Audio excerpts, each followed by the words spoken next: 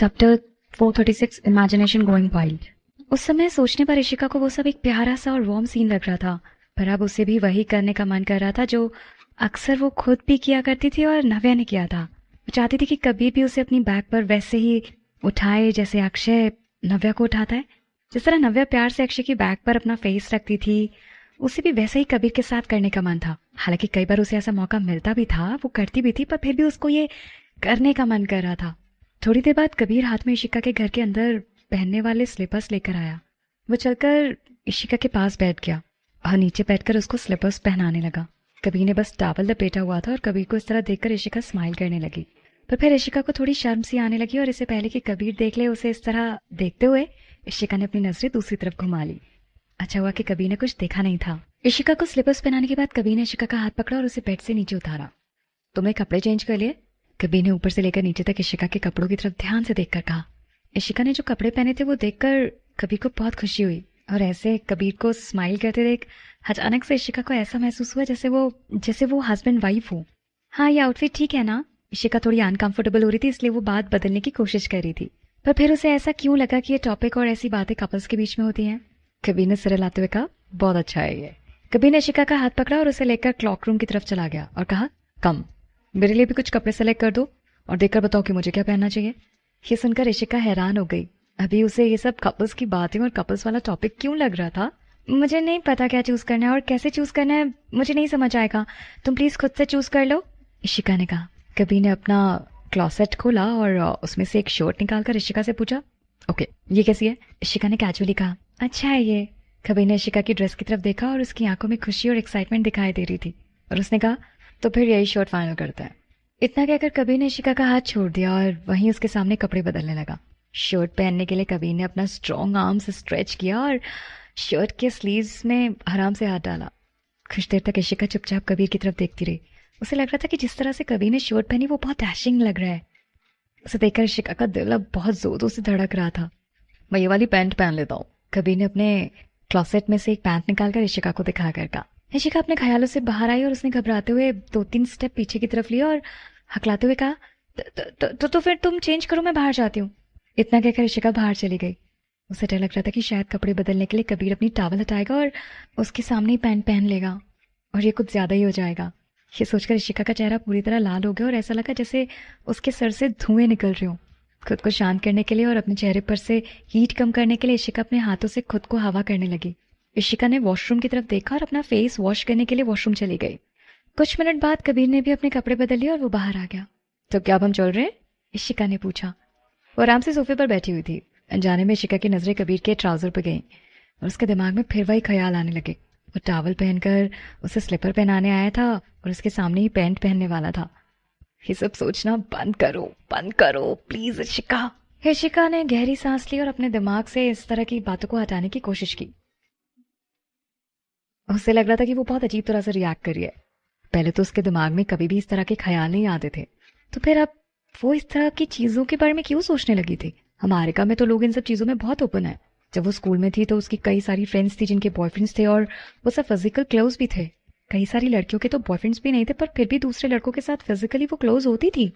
कई बार उसकी classmates double meaning joke सुनाती थी और जब इशिका को वो नहीं समझ आते थे तो उसका मजाक उड़ाती थी वो सब मिलकर और उस पर हंसती थी। पर जब उसे समझ आ जाता था तब उसे ज्यादा इंटरेस्ट नहीं आता था उन सब बातों में। ओ हाँ, जब वो बीच पे जाया करती थी तो उसने वहां पर कई सारे लड़कों को शर्टलेस भी देखा था। कई लड़के तो अच्छी शेप में होते थे, पर फिर भी उसके दिमाग में इस तरह के ख्याल कभी नहीं आए। तो फिर अब उसके साथ ये सब क्या हो रहा है? तुम्हारा फेस इतना रेड क्यों हो रहा है? कहीं तुम्हें फीवर तो नहीं है? कबीर ने उसका फोrehead टच किया। इशिका ने ऊपर देखा और उसकी नजरें कबीर की नीली आंखों पर टिक गई। उसकी आंखें दुनिया के सबसे महंगे सफायर से भी ज्यादा खूबसूरत लग रही थी। इशिका को अपने दिल की धड़कनें साफ साफ सुनाई दे रही थी। थक थक थक थक। उसका दिल काफी तेज धड़क रहा था। कबीर ने इशिका की तरफ देखकर थोड़ा परेशान होते हुए कहा, तुम्हारा सर तो हल्का हल्का गर्म है, तुम ठीक तो हो ना? इशिका अपने ख्यालों से बाहर आई और कबीर का हाथ हटाकर सिर हिलाते हुए उसने कहा, नहीं ठीक है, मेरी तबीयत बिल्कुल ठीक है, शायद वो। इतना कहकर उसने अपने चीक्स को पैट करते हुए स्माइल किया। Heat from the friction. क्या ये झूठ काफी था कबीर को यकीन दिलाने के लिए? कबीर ने ध्यान से इशिका की तरफ देखा और उसे समझने की कोशिश की कि कहीं वो सच में बीमार तो नहीं है। उसने पूछा, तुम पक्का जाना चाहती हो नव्या से मिलने के लिए या फिर पहले डॉक्टर के पास चले? ऑफ कोर्स मुझे जाना है नव्या से मिलने। इशिका एकदम से सोफे से उठकर खड़ी हो गई। क्योंकि उसे डर लग रहा था कि कहीं कबीर का मूड चेंज ना हो जाए। वो जल्दी से बाहर गई। स्लीपर चेंज करके बाहर जाने वाले शूज़ पहनकर उसने कबीर से कहा, चलो चलते हैं। कबीर ने कुछ देर सोचने के बाद कहा, चलो फिर चलते हैं, हम डिनर वहीं करेंगे। ग्रेट। वो भी नव्या के साथ वैसे डिनर करना चाहती थी। दोनों अपार्टमेंट से बाहर निकले। इशिका अभी जाकर एलिवेटर का बटन दबाने वाली थी कि तभी कबीर ने आकर उसका हाथ पकड़ लिया। कबीर के एक हाथ में उसका फ़ोन था, दूसरे हाथ में इशिका का हाथ पकड़कर वो एलिवेटर की तरफ गया। इशिका ने उनके हाथ की तरफ देखा और उसे बहुत ही वार्म महसूस हुआ। एलिवेटर के दरवाजे पर पहुंचकर उसने एलिवेटर को ऊपर बुलाने के लिए बटन दबाया। उसके फ़ोन में कॉल भी कनेक्ट हो गया था। इशिका और मैं तुम्हारे घर पर आ रहे हैं नव्या से मिलने के लिए। वहाँ फैमिली डॉक्टर है क्या? क्या तुम उसे बुला सकते हो? इशिका की तबीयत थोड़ी ठीक नहीं लग रही है, एक बार उसे डॉक्टर को दिखा देंगे। ठीक है, बस इतना ही, मिलकर बाकी बात करते हैं। इतना कहने के बाद कबीर ने फ़ोन रख दिया। तब तक एलिवेटर भी ऊपर आ गई थी। वो इशिका का हाथ पकड़कर एलिवेटर के अंदर गया और फिर अंडरग्राउंड पार्किंग लॉट में जाने के लिए एलिवेटर का बटन दबा दिया। इशिका चुपचाप कबीर की तरफ देखती रही। क्या उसने अभी अक्षय को कॉल करके फैमिली डॉक्टर को बुलाने के लिए कहा था? इशिका को चेकअप करने के लिए? इशिका के एक्सप्रेशंस देखने के बाद कबीर भी उनकी तरफ देखकर बोलता है, क्या बात है मैं तो सच में ठीक हूँ, मेरी तबीयत खराब नहीं है। इशिका ने समझाने की कोशिश की, पर वो ये तो नहीं बोल सकती थी ना कि वो बस शर्मा रही थी, इसलिए उसका चेहरा गर्म और लाल हो रहा था।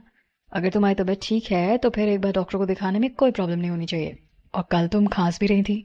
कबीर ने ध्यान से इशिका की तरफ देखते हुए कहा। कबीर की राजा की तरह जो पर्सनालिटी थी, उससे किसी को भी उसकी बात से इनकार करने की हिम्मत नहीं हो रही थी। इशिका चुप हो गई। और कल रात उसने बस 2 बार खांसा था, उसने ये तक नोटिस कर लिया था। हाँ ठीक है। ऐसे भी कबीर गलत नहीं बोल रहा था, बस डॉक्टर से चेकअप भी तो करवाना था। अगर उसकी तबीयत खराब नहीं थी तो फिर डॉक्टर से चेकअप करवाने में कोई प्रॉब्लम नहीं थी, और अगर उसकी तबीयत खराब होती तब भी अच्छा था कि डॉक्टर से देख लेता। थोड़ी देर में वो लोग चोपड़ा रेजिडेंस पहुंच गए। पहले इशिका को थोड़ा अनईजी महसूस हो रहा था, क्योंकि वो इस बात से घबरा रही थी कि घर पर बड़े लोग भी होंगे और उनसे मिलने में उसे डर लग रहा था। पर अक्षय की मम्मी अपनी बहन से मिलने बाहर गई हुई थी। ये जानकर इशिका ने थोड़ी राहत की सांस ली। ये सुनकर कि इशिका यहाँ आई है, नव्या भी भागते हुए नीचे आ गई। इशिका! नव्या ने भागकर आकर उसे गले लगा लिया। इशिका ने हंसते हुए कहा, ये लो गुड, तुम्हारी तबीयत ठीक हो गई क्या? नव्या बोलने ही वाली थी कि उसकी तबीयत ठीक हो गई है, पर फिर भी उसे याद आया कि इन दिनों घर पर आराम करने के लिए कितना अच्छा मौका मिला है, क्योंकि उसे बहुत कंफर्टेबल महसूस हो रहा था। कुछ दिन और घर पर रहकर आराम करना चाहती थी, इसलिए उसने अपनी टोन थोड़ी बदलते हुए कहा, हाँ पहले से बेटर है, पर अभी भी पूरी तरह से ठीक नहीं हुई है। तभी एक हेल्पर किसी को अंदर लेकर आया और नव्या से कहा, मिस नव्या, डॉक्टर आ गए। नव्या ने जैसे ही डॉक्टर को देखा तो वो उदास हो गई और मुंह बनाते हुए बोली, मेरी तबीयत पहले से ठीक है, मुझे अब डॉक्टर की ज़रूरत नहीं है। राइट, मुझे और इंजेक्शन नहीं लगवाने हैं।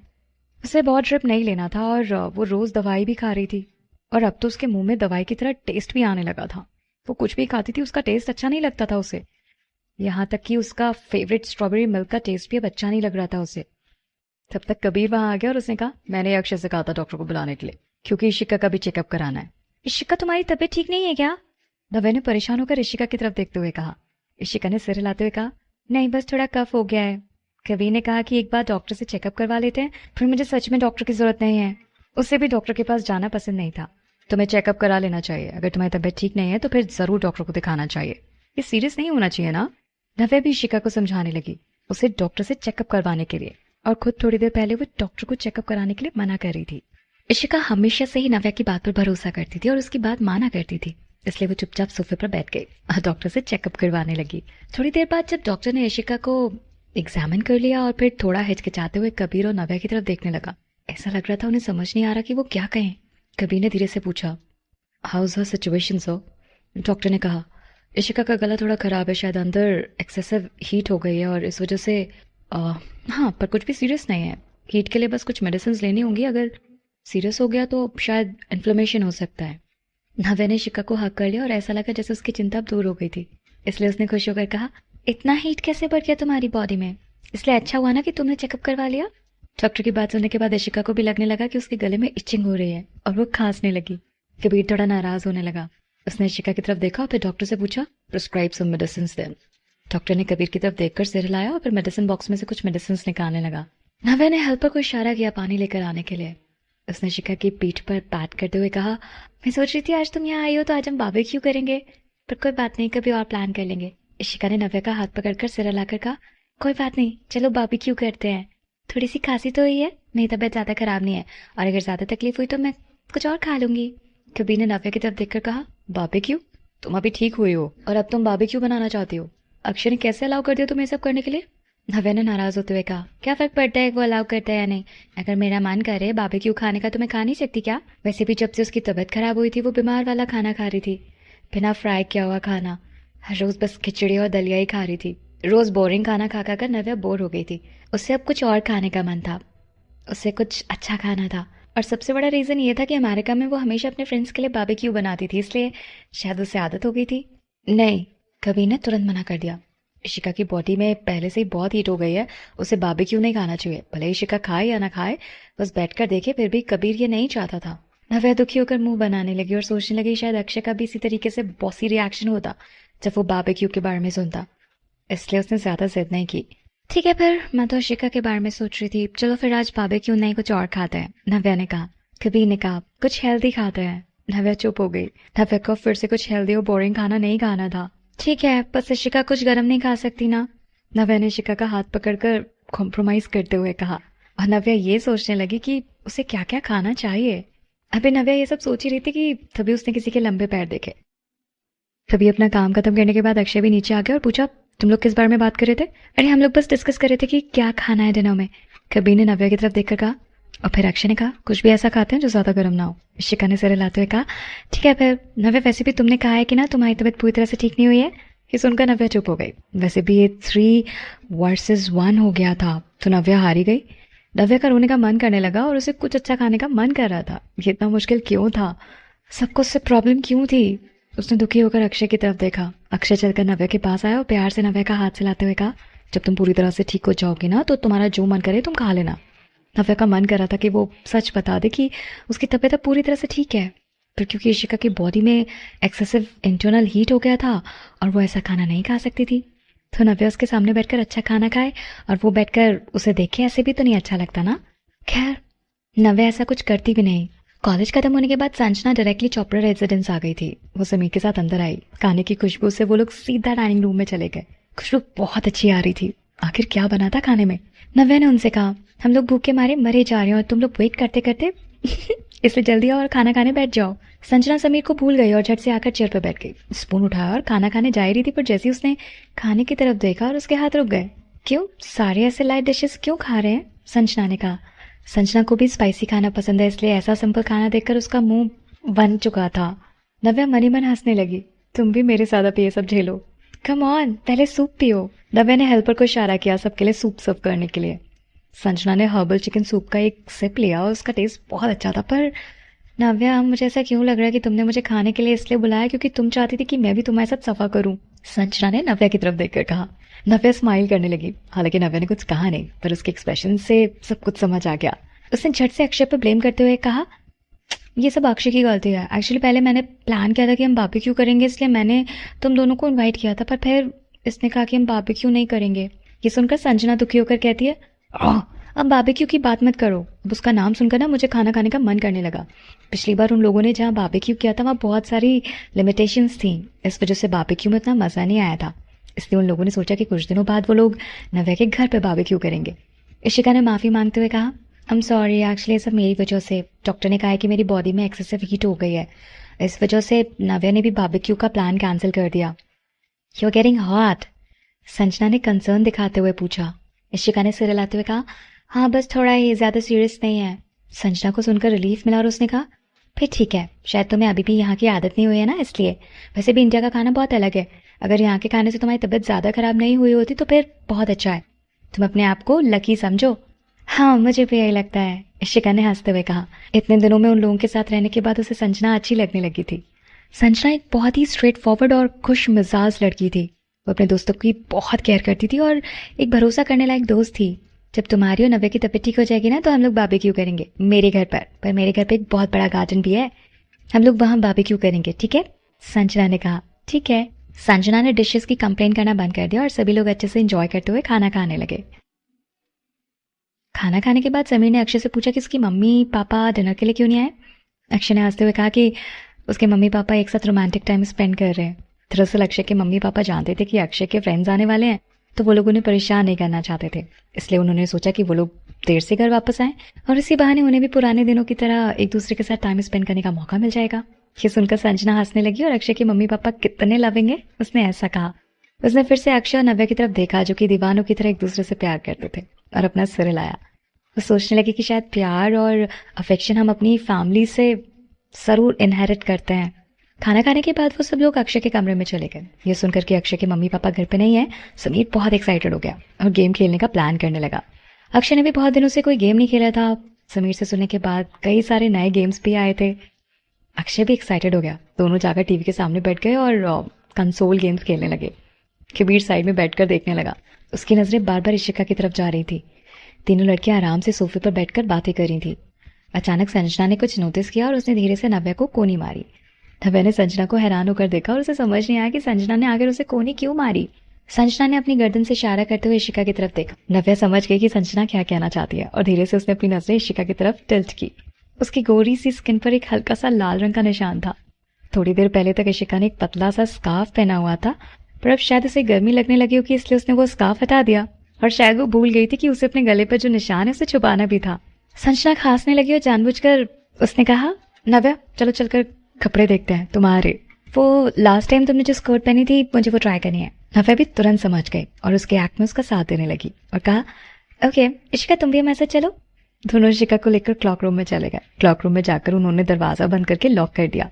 वो दोनों नहीं चाहते थे कि लड़के उनकी बातें सुने, इसलिए वो लोग इशिका को लेकर क्लॉक रूम में बहाना बनाकर चले गए और उसे इंटेरोगेट करना शुरू कर दिया। इशिका ये क्या है? संजना ने इशिका के गले की तरफ पॉइंट करते हुए उसे चिढ़ाते हुए कहा। ये फाइनली इशिका को समझ आ गया कि संजना किस बारे में बात करी है और उसने शर्माते हुए उस निशान को छुपाते हुए कहा, पर तब तक बहुत देर हो चुकी थी और उन दोनों ने देख भी लिया था वो निशान, तो छुपाने का तो कोई मतलब ही नहीं था। संजना ने नव्या और इशिका की तरफ पॉइंट करते हुए कहा, तुम दोनों शेम हो, आप प्लांटिंग स्ट्रॉबेरीज एवरीवेयर। एक बार भी नहीं सोचा कि मुझे से सिंगल लोगों पर क्या बीतेगी। इशिका ने ब्लश करते हुए माफी मांगते हुए कहा, आई डोंट मीन इट। पर नव्या ने संजना की तरफ देखते हुए कहा, तुम भी समीर को बोल दो ना कि तुम्हारे लिए प्लॉट कर दे स्ट्रॉबेरी। और उससे व्हाट द हैक, उसे कौन बोलेगा? अगर मुझे कुछ चाहिए होगा तो मैं तो अर्ज। संजना बोलते बोलते शर्मा गई और अपनी बात पूरी नहीं कर पाई, पर उसके दिमाग में अर्जुन के ख्याल आने लगे और उसके गाल लाल हो गए।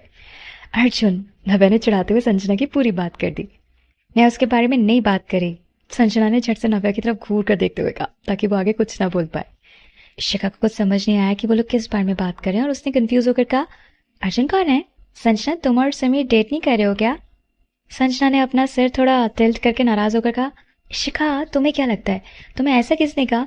ऐसे क्यों लगता है तुम्हें? हम दोनों बस फ्रेंड्स हैं। उसे याद आया कि उसने कई बार इस बात को एक्सप्लेन किया था। इशिका ने अपना सिर खुजलाते हुए कहा, पर मुझे तुम दोनों कपल्स लगते हो। तुम दोनों बहुत कंपैटिबल हो। तुम दोनों एक दूसरे को डेट क्यों नहीं करते?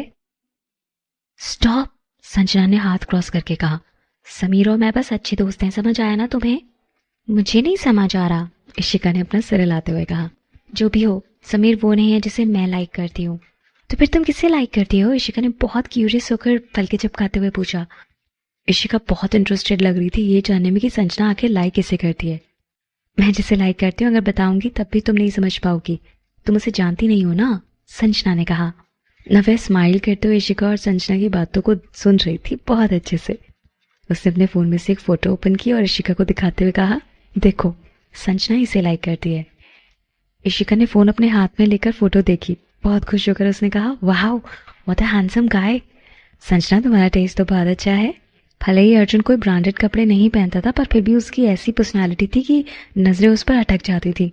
उसके फेशियल एक्सप्रेशंस भी बहुत एलिगेंट थे और उसके कूल और कंपोज्ड एटीट्यूड के साथ वो बहुत हैंडसम लगता था। एक नज़र में लड़कियों को उससे प्यार हो जाता था।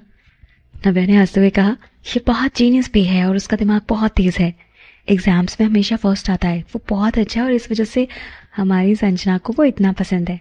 संजना तुरंत नव्या का मुंह बंद करने लगी ताकि वो आगे कुछ न कहे। संजना का चेहरा पूरी तरह लाल हो गया और उसने शर्माते हुए कहा, नव्या। नव्या ने सरेंडर करते हुए अपना हाथ उठाया, ये बताने के लिए कि वो आगे कुछ नहीं बोलेगी। संजना ने फिर नव्या को छोड़ दिया, पर इशिका पहले ही समझ गई थी कि नव्या क्या कहने की कोशिश कर रही थी। इशिका ने हंसते हुए कहा, Sanjana he is a good catch, तभी तो तुम उसे लाइक करती हो। इसे देखकर ऐसा लगता है कि ये वन वुमन मैन है। अगर वो किसी को लाइक करेगा तो चाहे कुछ भी हो जाए उसकी फीलिंग्स कभी नहीं बदलने वाली। ये बात सुनकर संजना कुछ देर के लिए चुप हो गई। उसके एक्सप्रेशन से स्टिफ हो गए। संजना नव्या की तरफ देखने लगी। नव्या को संजना में कुछ भी अजीब सा नहीं लगा और वो इशिका की हाँ में हाँ मिलाने लगी। हाँ, मुझे भी लगता है अर्जुन ऐसा ही लड़का है। जब प्यार की बात आती है तो अर्जुन बहुत सीरियस हो जाता है। अगर एक बार वो किसी के लिए सीरियस हो गया ना तो फिर वो आसानी से पीछे हटने वाला नहीं है। वो सच में एक बहुत अच्छा इंसान है। इशिका ने संजना का हाथ पकड़कर कहा, संजना, तुम्हें इस लड़के के साथ अपने चांस को सीरियसली कंसिडर करना चाहिए। देखकर लगता है तुम्हारे साथ बहुत कंफर्टेबल होगा ये। तुम दोनों बहुत अच्छे कपल बनोगे। संजना स्माइल करने की कोशिश करने लगी पर उसकी आंखों में उदासी और दुख साफ दिखाई दे रहा था। अपने इमोशंस को छुपाने के लिए संजना तुरंत नीचे देखने लगी। अच्छा ठीक है, बहुत हो गया ये सब। पहले तुम इस हिक्की के बारे में बताओ, क्या है? संजना ने तुरंत टॉपिक बदलते हुए कहा और फिर हंसते हुए बोली, अब जल्दी से बताओ हमें, ये हिक्की अभी भी इतनी लाल है? मतलब ये जरूर अभी की होगी, राइट? इशिका फिर से शर्माने लगी और ब्लश करते हुए बोली, हम लोग फिर से मेरे बारे में क्यों बात कर रहे हैं? इशिका ने संजना का हाथ पकड़ा और खिलखिलाते हुए कहा, इशिका, तुम्हें शर्माने की जरूरत नहीं है। हम सब लड़कियां ही तो हैं यहाँ पर और इन सब चीजों के बारे में बात करने में कोई प्रॉब्लम थोड़ी ना होती है। कबीर के साथ तुम्हारा रिलेशनशिप बहुत जल्दी आगे बढ़ रहा है, मुझे ऐसा क्यों लग रहा है? हाँ, तुम दोनों ज्यादा जल्दी कर नहीं रहे सब कुछ? कुछ लोग तो बहुत टाइम ले लेते हैं। इतना कहकर संजना नव्या की तरफ देखने लगी। संजना ने जानबूझकर दुखी होकर कहा, मुझे तो सच में अक्षय के लिए कभी कभी बहुत बुरा लगता है। वो बेचारा बार बार इसे हक करता है पर ये नव्या मैडम है कि उसे कुछ और कहने नहीं देती। मानना पड़ेगा कि अक्षय बहुत पेशेंस वाला है, पर अगर वो इसी तरह से सहता रहा तो एक दिन टीनेज म्यूटेंट निंजा टर्टल बन जाएगा। इशिका ये सब सुनकर हंसने लगी। उसे कुछ भी समझ नहीं आया इसलिए उसने पूछा, पर वो टीनेज म्यूटेंट निंजा टर्टल क्यों बन जाएगा? संजना ने हाथ हिलाते हुए कहा, अगर तुम्हें समझ नहीं आया तो कोई बात नहीं, किसी और से समझ लेना, ओके? नहीं तो किसी और दिन तुम्हें समझ में आ जाएगा। नव्या उसके पास गई और गुस्सा होने का नाटक करते हुए बोली, यू ट्रेटर, तुम मेरी मदद करना चाहती हो या अक्षय की? तुम चाहती हो कि अक्षय अपनी मनमानी करता रहे मेरे साथ और मैं कुछ ना बोलूं? जितनी जल्दी तुम दोनों एक दूसरे के करीब आ जाओ उतना ही जल्दी तुम अक्षय के साथ अपने रिलेशनशिप को कंफर्म कर सकती हो, राइट? मैं तुम्हारे लिए परेशान हूँ, समझी? संजना ने गहरी सांस ली। वो अपनी दोस्त के लिए परेशान हो रही थी। नव्या को ये बात समझ नहीं आ रही थी। चाहे लड़का हो या लड़की, किसी के लिए भी उनका फर्स्ट टाइम हमेशा स्पेशल और मेमोरेबल होता है। ऑफ कोर्स उन दोनों को एक दूसरे के फर्स्ट टाइम से आगे बढ़ना होगा, तभी तो उनका रिलेशनशिप स्पीडी होगा। अगर वो इस तरह हमेशा उसे जकड़ कर रखेगी तो उसे परेशानी नहीं होगी और किसी दिन अगर कुछ गलत हो गया तो। संजना ने नव्या के कंधे पर हाथ रखा और उसे प्यार से याद दिलाते हुए बोली, कितनी सारी लड़कियां जो अक्षय को लाइक करती हैं, अक्षय के लिए पागल हैं। तुम्हें डर नहीं लगता कि अगर मौका मिल गया तो कोई लड़की कभी अक्षय को फंसा सकती है, भले ही ड्रग देकर या कुछ भी करके, और फिर तुम बहुत पछताओगी नव्या। ड्रग देकर फिर क्या होगा? इशिका को समझ नहीं आया कि संजना क्या कहना चाहती है, पर नव्या समझ गई कि संजना क्या कहना चाहती है।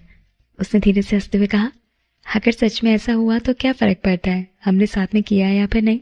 थोड़ी देर के लिए संजना खुद हैरान हो गई और फिर उसने पूछा, अगर मतलब हाइपोथेटिकली अगर ऐसा कुछ हुआ है तो क्या करोगी? मतलब?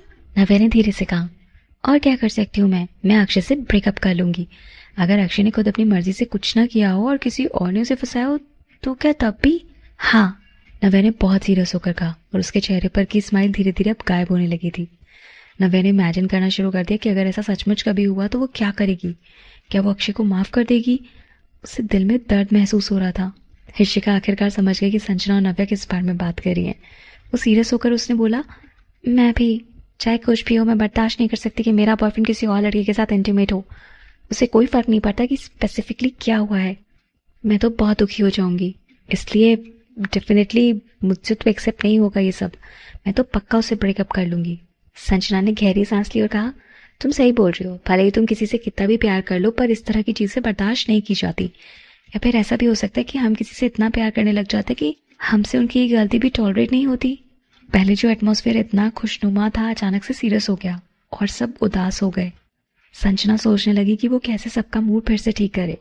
जब उसने इशिका के हाथ में फोन देखा, क्योंकि उस फोन के स्क्रीन पर अर्जुन की पिक्चर थी, संजना की नजरें कुछ देर तक स्क्रीन पर टिकी रही।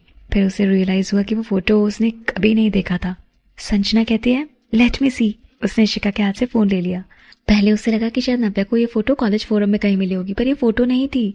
संजना ने अर्जुन की फोटो को ध्यान से देखा। देखकर लग रहा था कि वो फोटो किसी वार्ड में ली गई है। वो थोड़ा कंफ्यूज होकर नव्या की तरफ देखने लगी और उसने पूछा, नव्या, ये फोटो तुमने ली है क्या? तुमने कब ली है फोटो? क्या नव्या ने फोटो तब ली थी जब अर्जुन की मम्मा हॉस्पिटल में एडमिट थी? पर फिर अर्जुन की फोटो नव्या क्यों सेव करेगी? संजना के दिमाग में कुछ बुरे बुरे ख्याल आने लगे और उसका दिल भारी होने लगा।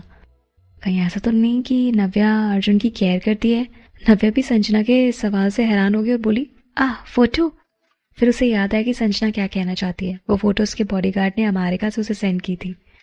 पहले से ही नव्या अर्जुन की मम्मी की तबीयत को लेकर परेशान थी, इसलिए वो अपडेट रहना चाहती थी। इसलिए उसने अपने बॉडीगार्ड को इनकी फ़ोटो सेंड करने के लिए कहा था, पर उसने नहीं एक्सपेक्ट किया था कि बॉडीगार्ड उसे इतनी सारी पिक्चर सेंड करेगा, और वो भी कुछ अर्जुन की पिक्चर्स स्पेशली। ये नव्या को समझ नहीं आ रहा था कि वो संजना को क्या रिप्लाई दे। वो नहीं जानती थी कि अर्जुन ने संजना को बताया है या फिर नहीं कि वो अपनी मम्मी के ट्रीटमेंट के लिए उन्हें लेकर अमेरिका गया है। अगर उसने नहीं बताया होगा और नव्या ने बता दिया तो गलत होगा ना। पर अब संजना को कैसे समझाती वो? मैंने नहीं लिया ये फोटो, नव्या ने उसके सवाल का जवाब दिया और कुछ देर तक बिना कुछ कहे चुपचाप खड़ी रही। तभी अचानक बाहर से लड़कों की आवाज़ आने लगी। शायद वो लोग कुछ ज़्यादा ही इंटेंसली गेम खेल रहे थे। संजना ने एकदम से स्माइल करते हुए कहा, अरे कोई बात नहीं, मैं तो बस ऐसे ही पूछ रही थी। ओके, वैसे भी काफ़ी लेट हो गया, मुझे घर वापस जाना चाहिए। इतनी जल्दी? नव्या अपने ख्यालों से बाहर आई और उसने संजना से पूछा।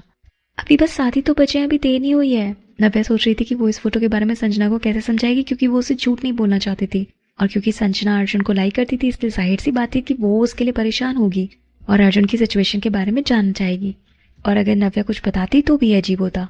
अगर नव्या ने अर्जुन के बारे में संजना को नहीं बताया और वो भी ये जानते हुए कि संजना अर्जुन को कितना पसंद करती है, तो नव्या तो बहुत बुरी दोस्त हुई ना। पर जब संजना ने बात बदल दी तो नव्या ने सोचा कि यही ठीक होगा कि संजना को कुछ भी बताने से पहले वो एक बार अर्जुन से पूछ ले। बाहर जाने से पहले संजना ने इशिका की मदद की कपड़े ठीक करने में।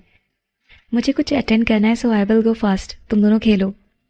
तीनों लड़कियां कमरे में वापस आईं। अक्षय, कबीर और समीर खेलने में बिजी थे। गेम की वजह से वो लोग बहुत एक्साइटेड हो गए थे। नव्या लड़कों के पास गई और जाकर कहा, संजना घर जा रही है, समीर तुम उसे ड्रॉप कर दो। समीर ने गेम का कंट्रोल पकड़ा हुआ था और वो हाथ में लेकर नव्या की तरफ मुड़ा। उसने ध्यान नहीं दिया कि नव्या क्या कह रही है। संजना ने देखा कि समीर बहुत खुश था गेम खेलकर और वो उसे डिस्टर्ब नहीं करना चाहती थी, इसलिए उसने कहा, अरे इसकी कोई ज़रूरत नहीं है, तुम प्लीज़ किसी को बोल दो, मतलब किसी ड्राइवर को बोल दो मुझे ड्रॉप करने के लिए, समीर को गेम खेलने दो। समीर को फाइनली समझ आ गया और उसने ऊपर संजना की तरफ देखकर कहा, मुझे लगता है यही अच्छा होगा कि मैं तुम्हें ड्रॉप करने चलूँ, बस मुझे 2 मिनट दो, ये राउंड खत्म होने वाला है। इतना कहकर उसने झट से अपनी नजरें फिर से गेम की तरफ घुमा ली। अक्षय ने हंसते हुए कहा, तुम्हें अभी जाना चाहिए, वैसे भी तुम आने वाले हो, अगर मैं तुम्हें पूरी रात भर का टाइम दे भी दूं ना तब भी तुम मुझे हरा नहीं पाओगे। किसने कहा? तुम बस देखते जाओ, मैं तुम्हें हरा दूंगा। सभी लड़के कितना कॉम्पिटिटिव थे और खासकर जब जब उनकी पसंद की कोई चीज़ हो, उनसे हार बर्दाश्त नहीं होती। संजना ने समीर की तरफ देखकर अपनी आंखें रोल की और कहा, तुम अपना गेम खेलो, तुम्हें मुझे ड्रॉप करने के लिए आने की जरूरत नहीं है। मुझे तो डर लग रहा है कि कहीं तुम कार की स्टीयरिंग को गेम का कंट्रोल समझकर कोई गलती ना कर दो। इतना कहकर संजना बाहर चली गई। How is this possible? Sanjana, तुम सच में खुद चली जाओगी? तुम्हें मेरी जरूरत नहीं है क्या? कमरे से बाहर निकलने के बाद संजना को समीर की आवाज़ सुनाई दी, पर उसने उस तरफ ज्यादा ध्यान नहीं दिया और कमरे से बाहर आ गई। नव्या और ऋषिका संजना के पीछे गई और उसे सी ऑफ किया। नव्या ने उदास होकर कहा, मैं चाहती थी कि तुम आज रात यहीं रुक जाओ, फिर हम तीनों एक साथ सोते और रात को खूब सारी बातें करते। नव्या संजना से ये भी पूछना चाहती थी कि उसका और अर्जुन का क्या चल रहा है, बात कुछ आगे बढ़ी है या नहीं। संजना ने हंसते हुए कहा, तुम्हें लगता है पॉसिबल होगा? अगर मैं और कबीर मान भी जाए तब भी तुम्हारा महान अक्षय कभी इस बात के लिए तैयार नहीं होगा। नव्या ने हेल्पर को इशारा किया संजना के लिए कार लाने के लिए। इशिका और नव्या ने संजना को कार के पास भेज दिया और दोनों वहीं खड़े होकर संजना को जाते हुए देख रही थी। संजना के जाने के बाद दोनों घर के अंदर आ गई। 7 बज रहे थे, तब तक अंधेरा हो गया था। पूरे शहर की स्ट्रीट लाइट भी ऑन हो गई थी। संजना खिड़की के बाहर बिजी ट्रैफिक देख रही थी और सड़क पर हर जगह लोग थे। हाँ, संजना के एक्सप्रेशन से देखकर ही ऐसा पता लग रहा था कि वो बहुत उदास है। उसकी आंखों में बहुत अकेलापन दिखाई दे रहा था। घर वापस जाते समय संजना बिल्कुल चुप थी और उसके चेहरे पर कोई एक्सप्रेशन नहीं था। जब वो घर पहुंचने वाली थी उसने ड्राइवर से एक इंटरसेक्शन पर कार रोकने के लिए कहा और वो कार से उतर गई। जैसी कार वापस गई, संजना जाकर वहीं पास में खड़े हुए एक बेंच पर बैठ गई। अपना फोन उसने निकाला और चुपचाप कुछ देर तक फोन की तरफ देखती रही और फिर उससे रहा नहीं गया और उसने अर्जुन का नंबर डायल किया। उसे ये तक समझ नहीं आ रहा था कि वो अर्जुन को क्यों कॉल कर रही है। आज से पहले संजना हमेशा अर्जुन को कॉल करने के लिए कोई बहाना बना लेती थी ताकि कॉल पर ऑकवर्ड सिचुएशन ना हो जाए और उसे कुछ अजीब ना लगे। पर अब उसका दिमाग काम नहीं कर रहा था और उसने ये भी नहीं सोचा कि अर्जुन को वो कॉल क्यों करने वाली है और क्या कहने वाली है। वो बस अर्जुन की आवाज़ सुनना चाहती थी। अर्जुन का नंबर डायल करने के बाद संजना नर्वस होने लगी। उसका दिमाग बिल्कुल ब्लैंक हो गया था अगर अर्जुन ने फ़ोन उठा लिया तो वो क्या बात करेगी, क्या कहेगी उससे कि उसने क्यों कॉल किया है। और अगले ही सेकेंड फ़ोन पर एक फीमेल वॉइस सुनाई दी। The number you just dialled has been switched off, please try again later. ये सुनकर संजना का चेहरा ब्लैंक हो गया। अर्जुन ने फ़ोन स्विच ऑफ कर दिया था। कितने टाइम से उसका दिमाग, जो कि ये सोचने में बिजी था कि वो अर्जुन से क्या बात करेगी, वो तुरंत ब्लैंक हो गई। उसे बहुत अजीब महसूस हो रहा था। वह हवा के साथ पत्ते उड़ रहे थे और कुछ पीले रंग के पत्ते उसके पास गिरे। उसके चेहरे के रंग उन पत्तों से बिल्कुल उल्टे, फीके थे। अचानक से काली रंग की बेंटले आकर उसके सामने रुक गई। संजना! आवाज सुनते ही संजना अपने सेंसेस में वापस आई। उसके चेहरे पर ठंडी हवा पड़ रही थी। अचानक से उसे ठंड लगने लगी। उसने तुरंत अपना चेहरा रब किया। उसे रियलाइज हुआ कि वो रो रही थी। उसका चेहरा आंसुओं से भरा हुआ था, जिसकी वजह से थोड़ा चिपचिपा हो गया था। उसने जल्दी से अपने दोनों हाथों से अपना चेहरा साफ किया। आंसू पोंछे। उसे डर लग रहा था कि उसे रोते हुए कोई देख ना ले। फिर जिस इंसान ने कार की विंडो नीचे करके संजना को आवाज दी, उसने शायद पहले उसे देख लिया था और उसने थोड़ा सीरियस होकर पूछा, क्या हुआ? संजना ने ऊपर देखा। नीचे हुई विंडो में से उसने अंदर देखा और जबरदस्ती स्माइल करते हुए कहा, भैया आप अभी फ्री हुए काम से क्या? कार के अंदर बैठा हुआ इंसान थोड़ा नाराज होने लगा और फिर कार का दरवाजा खोलकर बाहर निकला। वो चलकर संजना के पास आया और उसकी तरफ देखने लगा। संजना ने अपना सिर नीचे झुका लिया और उसकी तरफ देखने में उसे डर लग रहा था। रोने की वजह से उसकी आंखें लाल हो गई थी और अगर वो अपने भाई की तरफ देखती तो उसे एडमिट करना पड़ता कि वो रो रही थी। अगले ही पल उससे एक ब्लेजर उड़ा दिया गया, जिससे उसे थोड़ा गर्म महसूस हो रहा था। संजना कांप रही थी और उसके हाथ पूरे ठंडे पड़ चुके थे। उसे खुद पता नहीं था कि वो कितनी देर से वहां बैठकर रो रही है। उसे लगा कि उसके भैया उसे डांटेंगे। इतनी ठंडी रात में उसने जैकेट क्यों नहीं पहनी थी और वो घर जाने की बजाय यहाँ ठंड में बाहर बेंच में क्यों बैठी थी। पर ये सब उसके दिमाग में चल रहा था।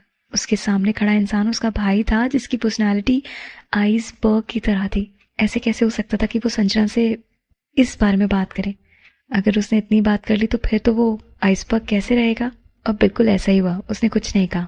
उसने बस संजना का हाथ पकड़ा और उसे कार में बिठा दिया। तुम रो क्यों रही थी?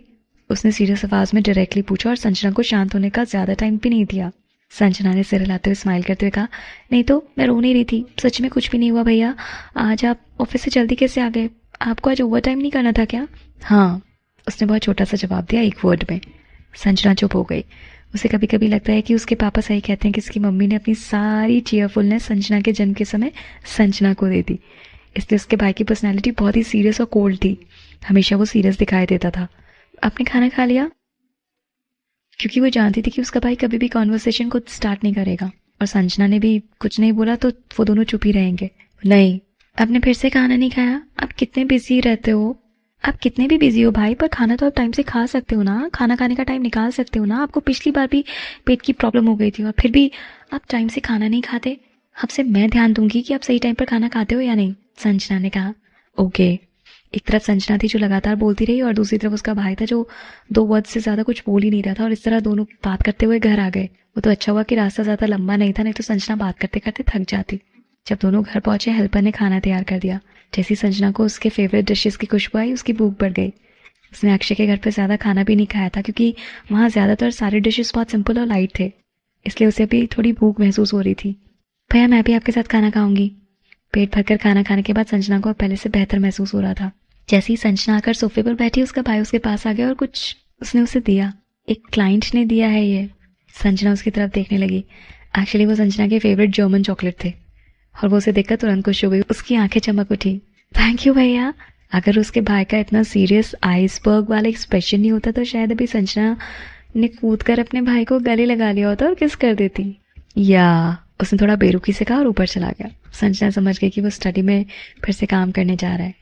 वो सोफे पर बैठ गई। उसने अपने हाथ में चॉकलेट पकड़कर चुपचाप स्माइल किया। एक बात तो सच थी, उसका घर ही उसकी सबसे प्यारी जगह था, बेस्ट प्लेस।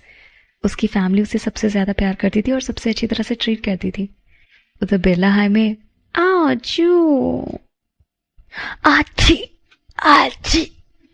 उधर सेकेंड ईयर की क्लास में समी लगा था, कई बार छींक रहा था। उसने अपनी नाक रब करते हुए धीरे से कहा, ये क्या हो रहा है यार, कोई मेरे बारे में बुराई कर रहा है क्या? उसी दौरान फील्ड पर फर्स्ट ईयर की क्लास 18 की फिजिकल एजुकेशन क्लास चल रही थी। नव्या सभी स्टूडेंट्स के साथ खड़ी थी। उसका चेहरा उदास था और वो समीर को गालियां दे रही थी। ये सब समीर की गलती है। दरअसल नव्या अपनी बीमारी का बहाना बनाकर 2-3 दिन तक घर पर रहना चाहती थी और आराम करना चाहती थी, क्योंकि कल समीर चोपड़ा रेजिडेंस आया था और गेम खेलने के लिए नव्या एक्साइटेड हो गई। उसने भी उन लोगों को ज्वाइन कर लिया था गेम में और गेम खेलते खेलते उसमें इतनी एनर्जी आ गई कि वो एक्साइटेड होकर कूदने लगी। इसलिए अक्षय ने कहा कि क्योंकि अब नव्या की तबीयत ठीक हो गई है और अब वो कॉलेज आएगी, अगर कॉलेज में नॉर्मल कोई लेसन होता तो ठीक था, पर आज भी उसकी फिजिकल एजुकेशन की क्लास हो गई। तो उससे भी ज़्यादा फ्रस्ट्रेटिंग बात क्या हो सकती थी कि वो आज भी रनिंग करने वाली थी। जैसे फिजिकल एजुकेशन टीचर ने उसे ये बताया कि उन्हें रनिंग करना है, नव्या तुरंत क्लास स्किप करने के बारे में सोचने लगी। पर ये सिर्फ एक ख्याल था, वो पहले से ही क्लास के लिए फॉर्मेशन में आ गई थी। अब वो कैसे बच सकती थी? फिजिकल एजुकेशन टीचर ने कहा, तुम सब पहले जाकर थोड़ा एक्सरसाइज कर लो, 10 मिनट में रनिंग स्टार्ट होगी। फर्स्ट कॉलम के पहले 3 गर्ल्स इक्विपमेंट रूम में जाओ और जाकर इक्विपमेंट ले लो। द रेस्ट में बी डिस्पर्स। नव्या के साथ में खड़ी एक लड़की ने नव्या का हाथ खींचा और कहा, लेट्स गो देन। नव्या को तब रियलाइज हुआ कि फर्स्ट कॉलम में थर्ड पर्सन वो खुद थी। तो अब उसके पास कोई और रास्ता था ही नहीं और वो चुपचाप उन दोनों स्टूडेंट्स के साथ इक्विपमेंट रूम में जाने लगी।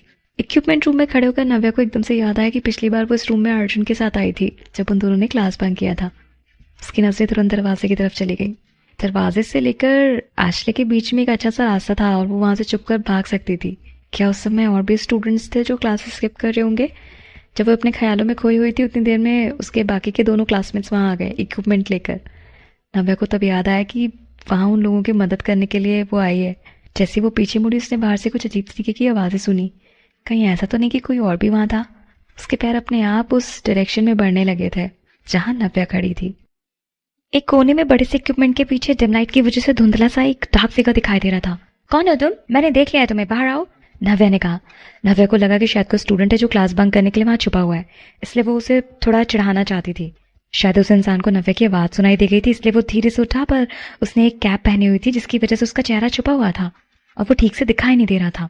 नव्या अपने हाथ फोल्ड करके आराम से खड़ी होकर उस इंसान की तरफ देख रही थी। उसने स्माइल करते हुए कहा, कौन सी क्लास में हो तुम? Tell me your name. ये मत सोचना कि मुझे नहीं पता चलेगा कि तुम क्लास बंक करने की कोशिश कर रहे हो, पर हमेशा क्लास स्किप करना कोई अच्छी बात है क्या? नव्या, जो कि खुद थोड़ी देर पहले तक क्लास कैसे बंक करनी है उसकी प्लानिंग करी थी और अब सामने वाले इंसान को क्लास नहीं बंक करनी चाहिए इस बारे में लेक्चर सुना रही थी और जरा भी एम्बैरेस नहीं हो रही थी। वो इंसान चलकर उसके पास आ गया। नव्या को रियलाइज हुआ कि इंसान काफी लंबा था, कम से कम 6 फीट का तो वो हो गई, बिल्कुल अक्षय जितना लंबा। तभी दरवाजे के पास से कदमों की आवाज सुनाई दी। नव्या तुरंत देखने के लिए पीछे मुड़ी। नव्या ने एक्सपेक्ट नहीं किया था कि वो इंसान एकदम से उसके ऊपर झपटा मारेगा और नव्या इसके लिए बिल्कुल तैयार नहीं थी। उस आदमी ने नव्या का मुंह दबा दिया और उसे खींच करके पीछे की तरफ ले गया। नव्या घबरा गई और उसकी आंखें बड़ी बड़ी हो गई, पर उसे यह भी एहसास हुआ कि उस इंसान के एक्शन ज्यादा रफ नहीं थे, इसलिए नव्या को ज्यादा डर नहीं लग रहा था। शायद वो नहीं चाहता था कि कोई उसे वहां देख ले। तभी एक प्लेजेंट मेल वॉइस सुनाई दी, कीप क्वाइट। अगले सेकंड दरवाजा खुला और 2 लड़के अंदर आए। वो दोनों कुछ बातें करते हुए अंदर आए और कुछ सामान लिया और फिर तुरंत वहां से चले गए। वो लड़का जो नव्या का मुंह पकड़कर उसके पीछे खड़ा था, नव्या ने उसे जोर से धक्का दिया ताकि वो उसको छोड़ दे। फॉर्चुनेटली उस इंसान ने सच में नव्या को छोड़ दिया। नव्या 2-3 कदम पीछे हुई, वहां से उसे उस लड़के का चेहरा साफ साफ दिखाई दे रहा था। Wow, a handsome guy. Navya surprise हो गई। उसने नहीं सोचा था कि ऐसी जगह पर उसे इतना हैंडसम लड़का मिलेगा। उसके स्टाइलिश कपड़े, उसके क्लासी स्टाइल की वजह से नव्या तो समझ गई थी कि वो जरूर कोई रिच फैमिली से बंदा है। पर बिरला हाई में पढ़ने वाले ज्यादातर स्टूडेंट तो रिच किड्स ही हैं, तो ये कोई नई बात तो थी नहीं। नव्या को वो इंसान थोड़ा जाना पहचाना लगा। उसे लग रहा था जैसे उसने उसे पहले कहीं देखा है, पर शायद उसे याद नहीं आ रहा। अगर वो बिरला हाई का स्टूडेंट होता और वो इतना हैंडसम भी है तो नव्या ने उसे पहले क्यों नहीं देखा? कम से कम उसने अक्षय और इस लड़के को साथ में कभी कंपेयर तो किया होता। पर सच में नव्या के सामने जो लड़का खड़ा था उसके लुक्स इस कॉलेज के सभी लड़कों से बहुत अच्छे थे और लुक्स के डिपार्टमेंट में तो वो अक्षय से कॉम्पिटिट भी कर सकता था। इसलिए नव्या को ये बात थोड़ी अजीब लगी। अगर उसने इस लड़के को कभी बिरला हाई में देखा होता तो शायद उसे याद होना चाहिए था। अब एक ही पॉसिबिलिटी बची थी, वो ये कि शायद नव्या ने इसे कॉलेज में कहीं नहीं देखा। वो बिरला हाई का स्टूडेंट नहीं है। Who are you? नव्या ने पूछा। वो ज्यादा गार्डेड नहीं लग रही थी। उस लड़के ने अभी उसे हर्ट करने की कोशिश नहीं की थी, इसका मतलब वो बुरा इंसान नहीं था और उसका इंटेंशन नव्या को हर्ट करने का नहीं था। वो हैंडसम लड़का हंसने लगा और इस तरह से नव्या को देखने लगा जैसे नव्या की बात पर यकीन नहीं हो रहा उसे, और उसने बोला, यू डोंट नो मी? नव्या ने अपना सिर हिलाया और फिर सवाल पूछा, आई डोंट नो यू, क्या मुझे तुम्हें जानना चाहिए? नव्या सोचने लगी कि ये लड़का खुद से इतना प्यार करता है। क्या उसे सच में ऐसा लगता है कि पूरी दुनिया उसे पहचानती है क्योंकि वो बहुत हैंडसम है? उस लड़के ने अपना कैप और हुड उतारा। उससे फेशियल फीचर्स अच्छे से दिखाई देने लगे। आर यू श्योर कि तुम मुझे सच में नहीं जानती? उसने फिर से नव्या से पूछा। उसकी आंखें बहुत इंटरेस्ट से नव्या की आंखों में देख रही थी। ओह, नव्या को देखकर लगा जैसे अचानक से उसे कुछ रियलाइज हुआ।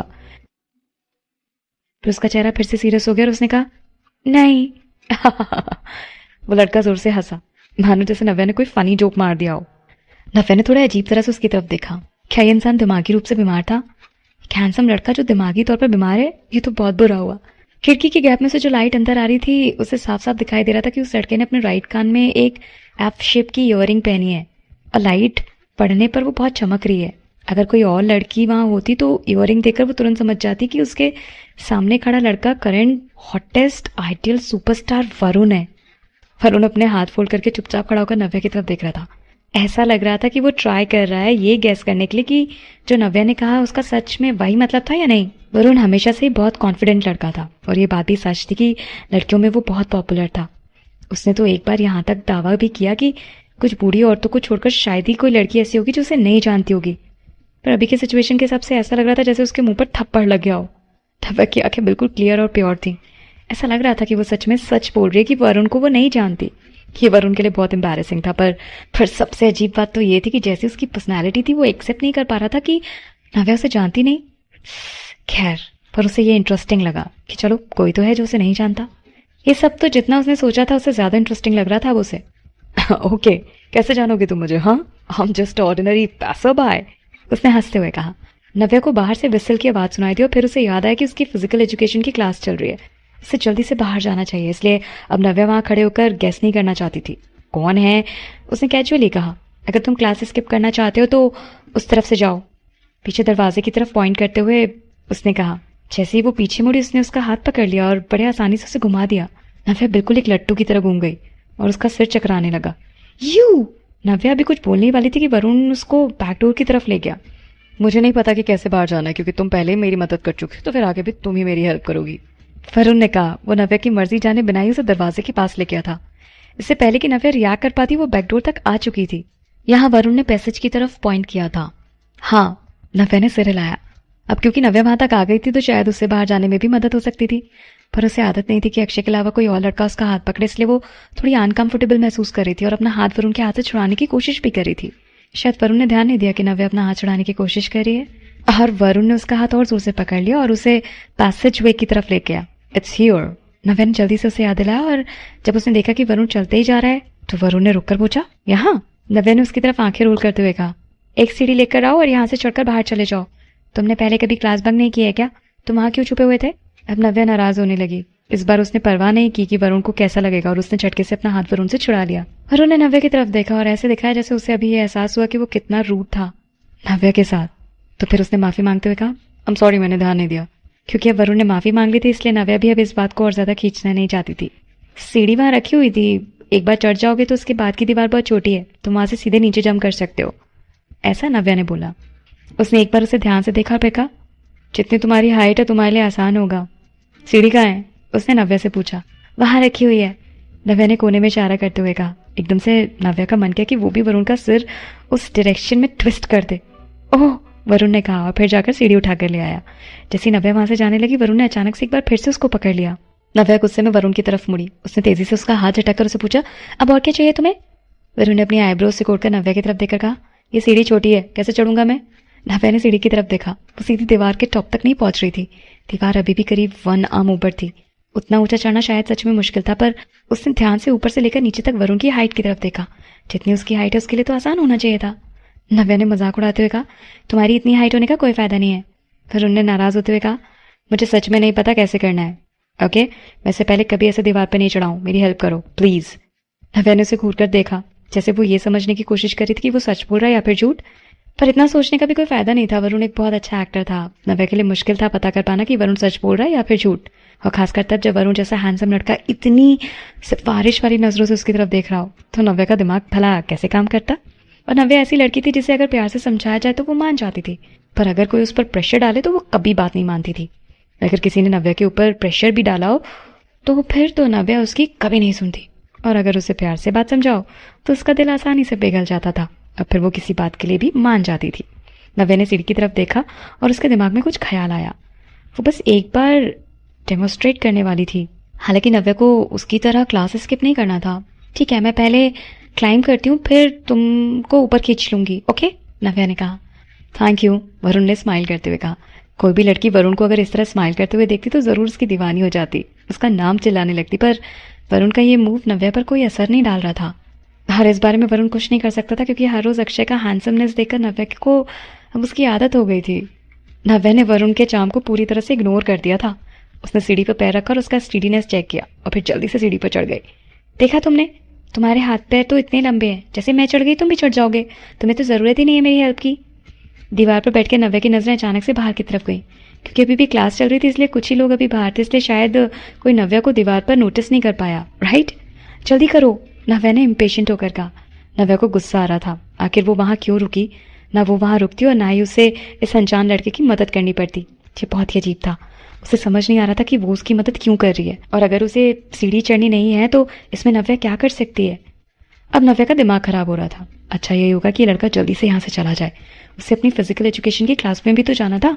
पर जैसे उसने ये सोचा कि उसे वापस फिजिकल एजुकेशन की क्लास जाना, उसे ध्यान आया कि उसे अब रनिंग भी करनी होगी, और फिर से उसे डर लगने लगा।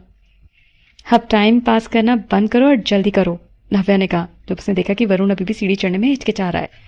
ऐसा लग रहा था जैसे सच में वो पहली बार सीढ़ी चढ़ रहा है और उसे हर स्टेप पे बहुत ध्यान देना पड़ रहा है। वो धीरे धीरे चढ़ रहा था, जिसे ऐसा करते देख नव्या बहुत इरिटेट हो रही थी। जैसे ही वरुण सीढ़ी के टॉप पर पहुंचा, उसने नव्या की तरफ अपना हाथ बढ़ाकर कहा, ऊपर खींचो मुझे। नव्या ने उसे खींचने के लिए ऊपर हाथ बढ़ाया। फाइनली वरुण भी अब दीवार पर बैठा हुआ था। ठीक है, अब तुम यहाँ से नीचे जंप कर सकते हो, मैं जा रही हूँ। नव्या जैसे ही नीचे जाने लगी, वरुण ने फिर से उसे पकड़ लिया। रुको, क्या तुम, oh God, you are so annoying, Navya ने उस पर फिर से चिल्लाकर कहा। पर अचानक नव्या का बैलेंस बिगड़ गया और वो बाहर की तरफ गिर गई। नव्या ने डर के मारे अपनी आंखें बंद कर ली और दर्द का इंतजार करने लगी।